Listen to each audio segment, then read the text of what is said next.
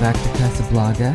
In this episode, I'm covering Mouse Hunt, which is a 1997 film directed by Gore Verbinski, written by Adam Rifkin, and starring Nathan Lane, Lee Evans, and Vicki Lewis. This is another one of those classic films that I grew up watching as a kid. This is there's certain movies that came out around that time that just had a certain feel to it, that they're both timeless and classic at the same time. I don't know if that makes sense. It makes sense to me. I'm the one saying it. I hope it makes sense to me.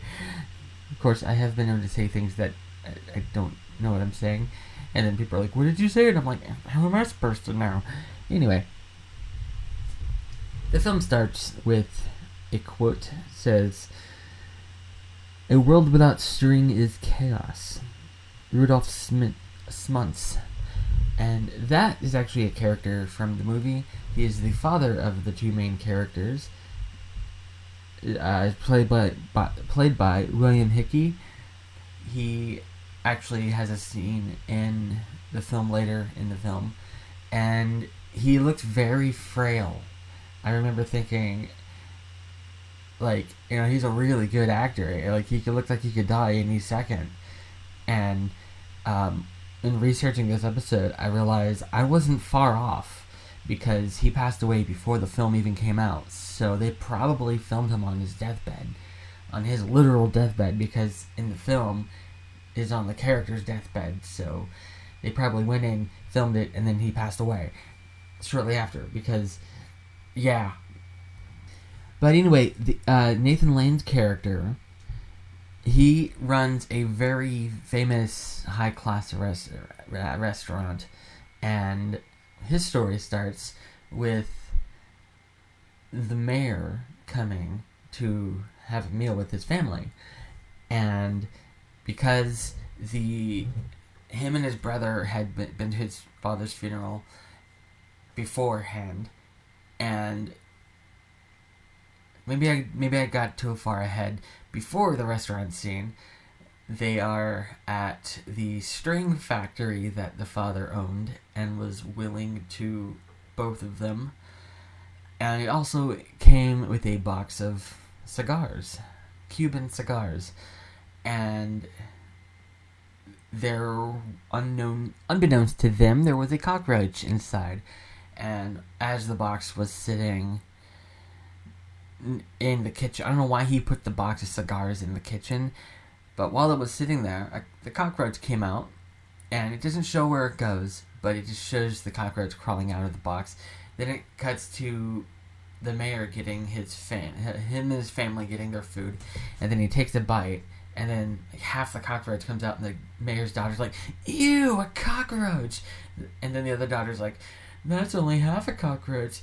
Where's its head?" And the mayor spits out the head and falls back and has a heart attack, and Nathan Lane loses his restaurant.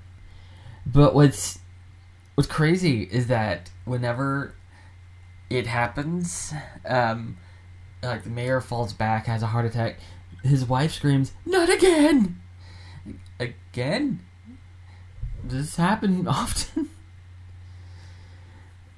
But it shows Lee Evans' character getting thrown out of his house because he refused to sell the string factory. A couple of people had tried to buy the string factory from him, and his father had told him not to. So he tells him no, and his wife April kicks him out. So I know the characters' names. It's just I know them more as Nathan Lane and Lee Evans, so I'm just gonna call him that. And so they have nowhere to go, and they see a house on a cake. Their father had also left them a house that was pretty much worth nothing at the time. And they see this house on a cake topper, and apparently the cake topper house was modeled exactly from that house because it transitions into the house from the cake topper. So, yeah.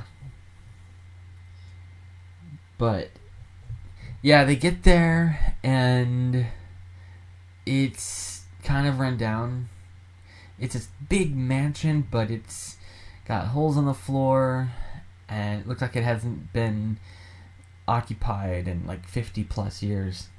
But something I've always wondered, Nathan Lane's character, he was like rich and famous, and did he not have his own house? Did he, when he lost the restaurant, did he lose his house too?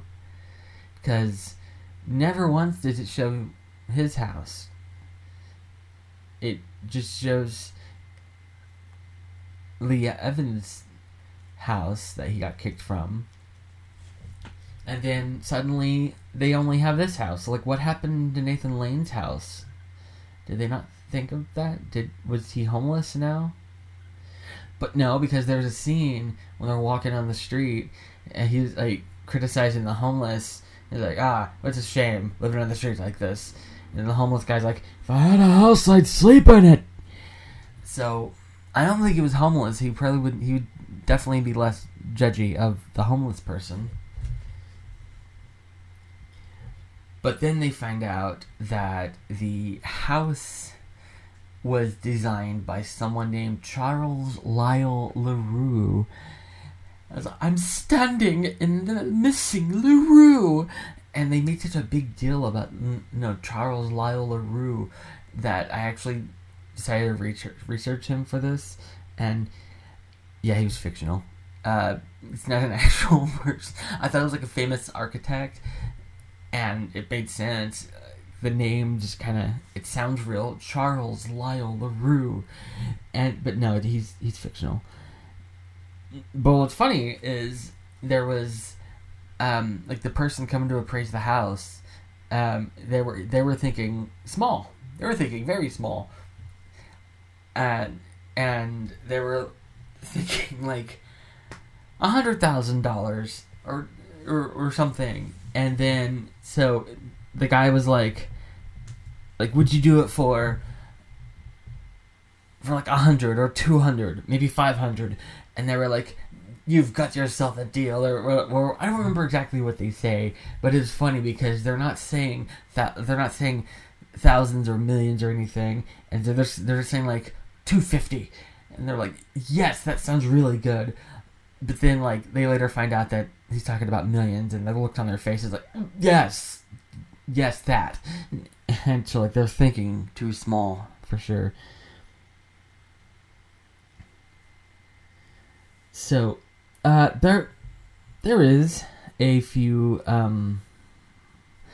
Lion King references in this, because this is, like, Nathan Lane did play Timon in The Lion King just a couple years before this. And there are a couple that I picked up on, a couple of Lion King references. For one, there's a line where later in the film, Nathan Lane says Hakuna Matata.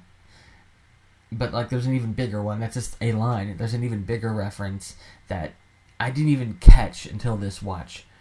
At one point, they go to the animal shelter to pick up a cat to help catch this mouse that's in this house. And the guy that they go to, his name's Maury, I think. Murray. And he takes them back to look at the mouse. And the guy that takes them back there, his name, the actor's name is Ernie Sabella. And if that name doesn't sound familiar, then it should, because he's Pumbaa. So you got Timon and Pumbaa in a scene together in live action. Like, they're actual actors, and I think that's really cool. And I never noticed that because I'm not used to seeing him. He's not as well known as Nathan Lane. Like, even when Nathan Lane isn't using his normal voice, I still recognize him. He's in Goldmember. Austin Powers Goldmember. He's doing, he's mouthing for Foxy Cleopatra, Beyonce's character. And when he pops up, I immediately burst out laughing. I'm like, it's Nathan Lane! He doesn't even have to say anything, and he's hilarious.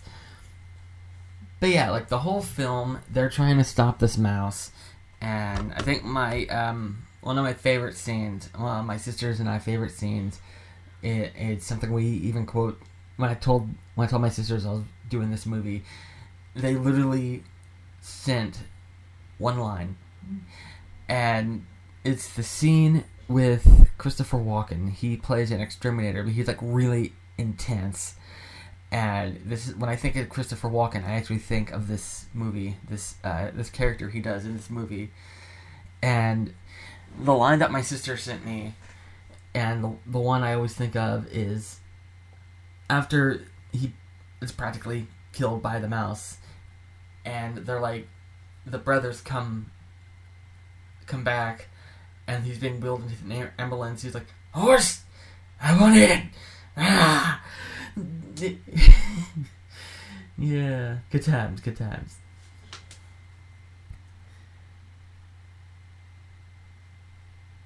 This is the movie that introduced me to Christopher Walken, so I always thank it for that.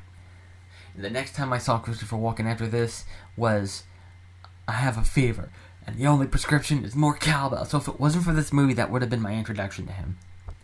Another line from this movie that my sister and I always quote at each other is there's a moment where, like, Nathan Lane is trying to shoot at the mouse with a shotgun, and he's shooting everything but the mouse. In fact, Lee Evans says that. He's like, "You're shooting everything but the mouse. Why don't you give someone else a shot with that gun?" And then, like, well, he says that while Nathan Lane is reloading the gun, and he closes the gun and points it in Lee Evans' face, and he goes, "You're doing a very wonderful job."